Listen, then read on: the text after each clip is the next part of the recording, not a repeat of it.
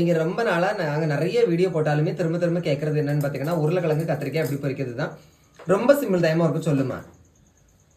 பொடி உப்பு போட்டாச்சா? அதாவது உருளைக்கிழங்கையும் கத்திரிக்காயும் சும்மா இப்படி நறுக்கிடுங்க. நறுக்கிட்டு பொடி உப்பு போட்டாச்சு. இதுல வத்தல் தூள், வத்தல் தூள் போட்டாச்சு. அடுத்தது இனி விரசனா எண்ணெயை ஊற்றி அடுப்புல வச்சிருக்கு, எண்ணெயில போடணும். அவ்வளவுதான். ரொம்ப ரொம்ப சிம்பிள் தான். பாத்தீங்களா, விரசியாச்சு. இந்த ஊரெல்லாம் வைக்கண்டாமா? வேண்டாம்னு ஒன்று வேண்டாம். ஊரைக்கு உப்பெல்லாம் போட்டு வச்சாக்கி தண்ணி ஊறி போயிருக்கும். இது அப்படி கிடையாது. ரொம்ப சிம்பிள் தாங்க. இதுக்கு பெரிய வேலை எல்லாம் ஒண்ணுமே இல்லை. போடுமா. விரசியாச்சா? இனிமே இது தோசைகள்ல சும்மா போட்டுற வேண்டியதுதான். That's all. பொரிச்சு பாருங்க. சரியா? சொல்லுமா, பொரிச்சு பாருங்க.